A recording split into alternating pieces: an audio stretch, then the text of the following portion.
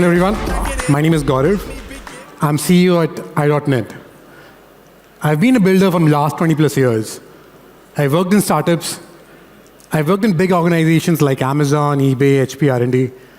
And for the last 10 plus years, I've been at leadership positions in Agoda as a part of Booking Holding Group and in Binance, where I've built platform for more than 200 million active users. So I know a bit about building platforms. In the early 90s, the businesses were put up with the question if they should adopt to internet. Some did, survived, and who delayed had a slow death. We're at the same inflection point now. But today the question is about AI. It is not a question of if, but how fast you can adapt or you'll die. Let's take a look at some numbers to get the clarity. And in the next 15-20 minutes, by showing you this data and examples, I'll show you and I'll prove it to you why the future of AI will not be centralized. Innovation often starts from research. Best of the minds will sit in a room, think about the concepts, create those ideas, prove them, and then the businesses are built on top of it. That's exactly what we see in AI and LLMs. In the last 7 years, you can see the growth of number of papers being written on LLMs. It has increased from 40 to 28,400. That's on the research side of things for LLMs. What do we see in the enterprise side? This is the kind of roadmap you see on the LLM side in enterprises, be it Amazon, be it HP, be it your Google's. Everybody is working on their own foundation models. I am willing to bet more than 50% of the people here are either creating their own models or taking advantage of AI in some form or the other. So the race is real. The adoption is real. But you'll be surprised to know of one number, that the fundamental thing to this AI, which is compute, the GPU, without which the AI cannot survive, the adoption of AI and the production of GPU are not meeting. There's a 2.5x delta between the adoption of AI and the production of GPUs. Why? Because there are only a handful number of companies who can create these GPUs. There's a talent issue. There's a raw material issue. There's a tariff issue. And this delta is not getting reduced. We're in a big problem in the coming time. And this particular problem is aggravating. Let's take a look at the numbers which people normally like. That can we make business and money in this market of GPUs and cloud? In the next few years, it will become a $2.5 trillion economy, just this compute and cloud. Even if you make 1% out of this, you're a $25 billion business. So the market and opportunity is huge. But still there is a fallacy going around among builders and users. And the fallacy is, in this market, that these new strong model like DeepSeek will kill the market because they're so cheap. I'm here to tell you, it's totally on the contrary. This is exactly what we need to have an exponential growth in this market. Why? Because we have all lived through it. We have seen it happening, but we can't correlate. The mobile phones you have in your pocket is 10 to 20 times stronger than the desktops you had 15 years back. The software we write today is much more optimized than we used to write 10 years back.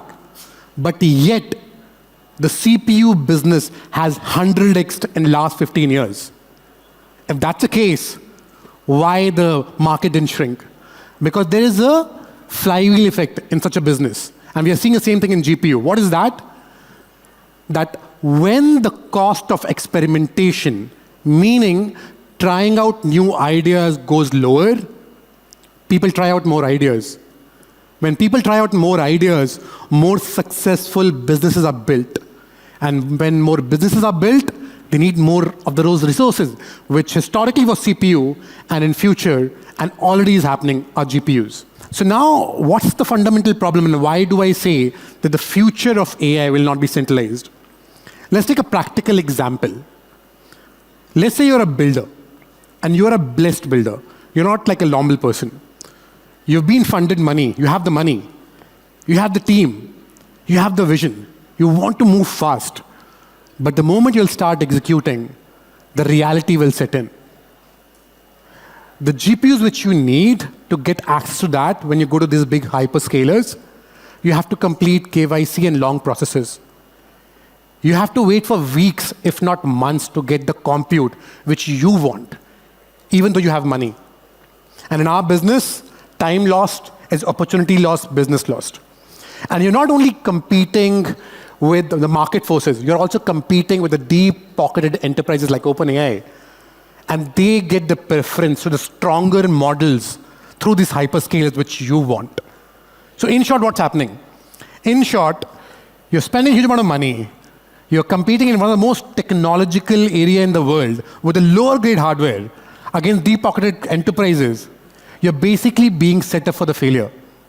And people who are here from some time and they're a senior position, they can tell you that when these big enterprises go to these hyperscalers, they get 50 to 60% discount for these GPUs and the compute.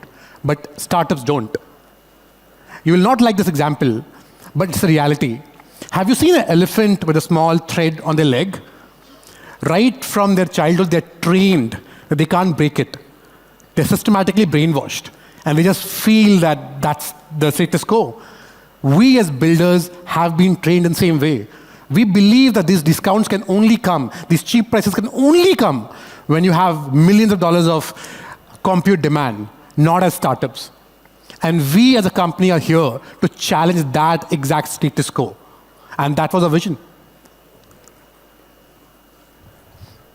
And if you ask why these hyperscalers will charge you money, the example they'll give you is to give you the compute, we have to buy these huge lands or rent these huge lands, create these data centers, hire huge teams, buy $1 million worth of inventory. And when you pay for this compute, obviously you're not just paying for this compute, you're also paying for this upfront cost. But tell me, when you use an Uber or an Airbnb or a Booking.com product, when they have to give more inventory to people, do they buy or build a hotel from scratch? Does Uber buy cabs? No, they just aggregate. That's a scalable model. That's how the businesses are built, scalable ones. But the money in this industry is so huge that we've been taken to a direction which is not in the benefit of the builders, but in the selected few companies' hands. So what's the solution? I've told about the problem, the background. The solution is not to build these trillion-dollar data centers. The solution is very simple, a deepened, decentralized platform infrastructure. And to be honest, it's not a very novel concept. It's been done historically in other industries. I just gave an example. In the case of hotels, Airbnb and Booking.com did it, aggregating all the inventory. In case of cabs, Uber has done it. Now we realized that this is possible. I've been part of that industry in past as a part of Booking Holding Group. We have people from Uber who have created these networks. But it needs hundreds of millions of dollars to create this network. We knew it. Either we could have created a platform, waited for a couple of years, 3 years, taken $100 million plus, $200 million plus of funding, and created this network.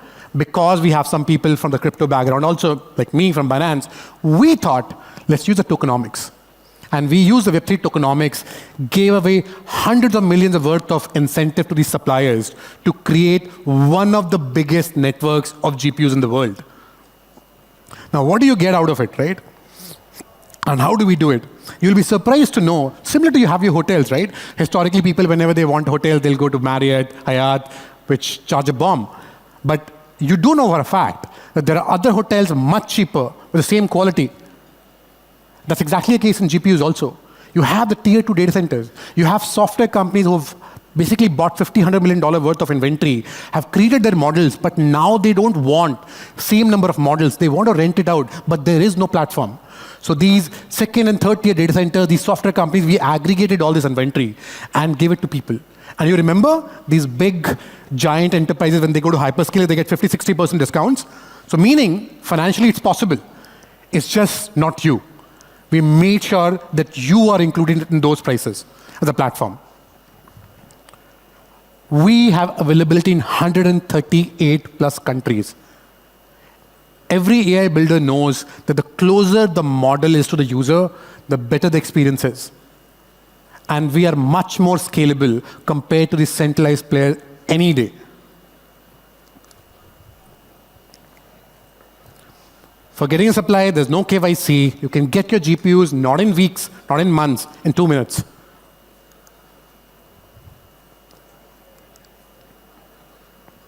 Cost. You save 70% cost. Sometimes people can't relate to it. Let me give you an example. If you are a $20 million funded project, which is a big number, if you ask an AI project, normally 50% of their funding goes in these compute and infrastructure around that. Imagine out of 20 million, you're giving 10 million in this. Now, if you can save 70% out of it, you're saving $7 million. Imagine how many engineers you can hire, how many data scientists you can hire, how long a runway you will have, how many ideas you can iterate. This is exactly what a builder of the future needs. All our hardware is SOC 2 compliant. And we are basically creating this platform brick by brick, vertically integrated. Meaning, first we created this network of GPUs, which would give you 70% cheaper.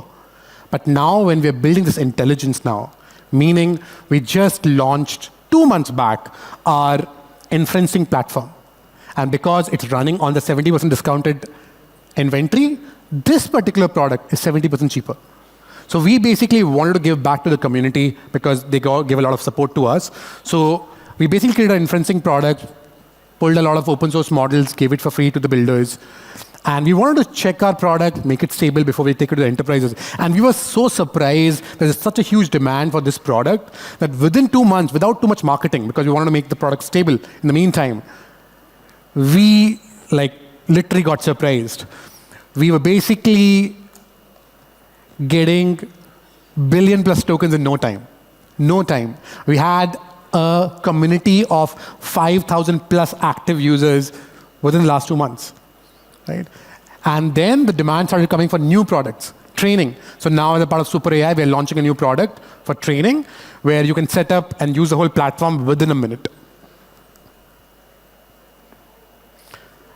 We are a tech team, and we're here just because of the members we have. We're 100 plus engineers.